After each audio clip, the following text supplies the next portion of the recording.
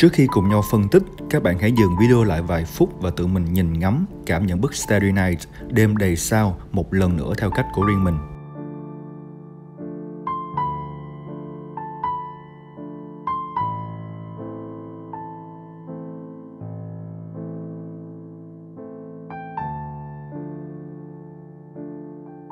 Ok, bạn đã thấy gì nào? Có lẽ ấn tượng nhất đập vào mắt chúng ta chính là hình ảnh những ngôi sao sáng trên bầu trời. Bạn đếm được có bao nhiêu ngôi sao? 11.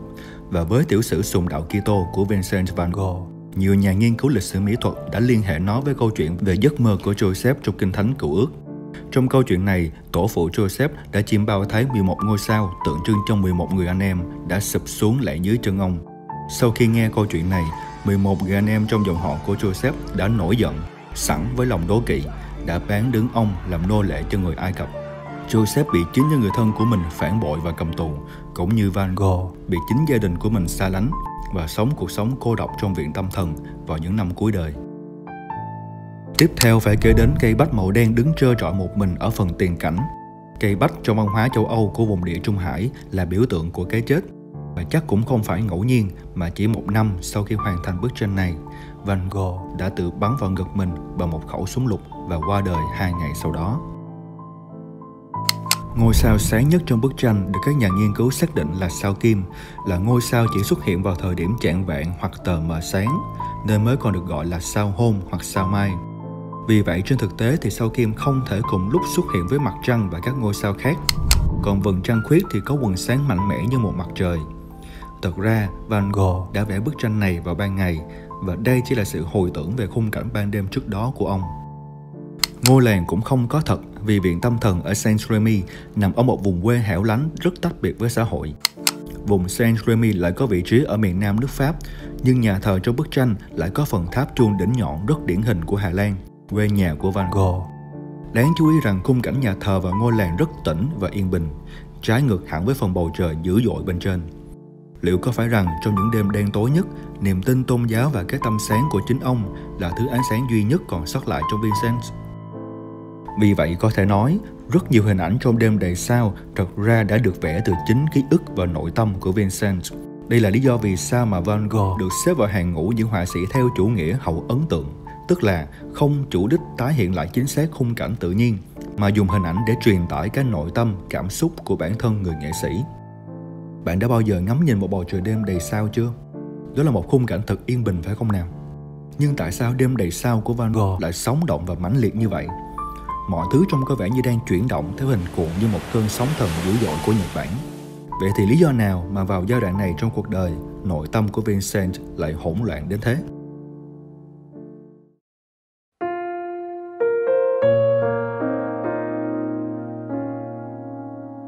Sinh năm 1853 trong một gia đình khá giả tại Hà Lan, nhưng Vincent van Gogh gần như dành cả thời thanh xuân của mình cho nghệ thuật và tôn giáo. Ban đầu, mục tiêu của ông là nối nghiệp cha để trở thành một mục sư truyền đạo cho người nghèo, thắp lên ánh sáng hy vọng cho những người bất hạnh và tuyệt vọng nhất trong xã hội ở châu Âu. Một lần, ông thậm chí còn nhường chỗ ở của mình cho một người vô gia cư và hài lòng ngủ trên một tấm nệm rơm.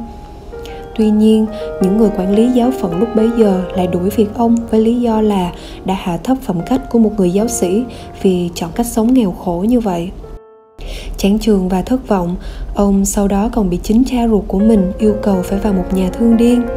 Vì không thể hiểu nổi những suy nghĩ khác thường và dị biệt của ông, Vincent phải trốn khỏi nhà, và từ đó càng ngày ông càng cảm thấy hứng thú với những con người và cảnh vật bình dị xung quanh mình. Ông chọn cách ghi lại những hình ảnh tuyệt đẹp đó bằng những bức tranh.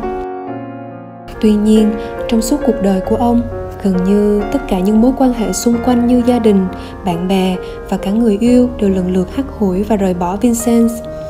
Người bạn duy nhất mà ông giữ liên lạc qua những lá thư tay là người em trai ruột Theo. Với mỗi mối quan hệ đổ vỡ đó, Vincent lại càng sống tách biệt và khép mình. Ông sau đó còn mắc chứng rối loạn tâm thần và hoang tưởng nặng. Trong số đó, để lại ảnh hưởng lớn nhất đối với Vincent có lẽ là mối quan hệ với họa sĩ Gauguin. Khi gặp và kết bạn với Gauguin, một họa sĩ khác trong chủ nghĩa hậu ấn tượng, Van Gogh ngỡ rằng đã tìm được một người đồng nghiệp, một người tri kỷ trong nghệ thuật.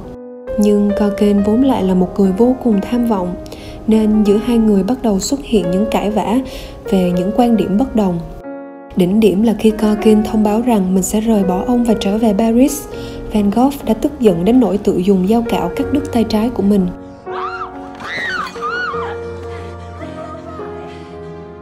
Cho nên lần này, vào tháng 5 năm 1889, không bị một ai ép buộc, Vincennes đã tự nguyện bước vào một bệnh viện tâm thần tại Saint-Rémy, miền nam nước Pháp.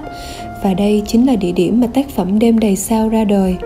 Bức tranh được gọi là Magnum Opus, kiệt tác muôn đời của Vincent van Gogh.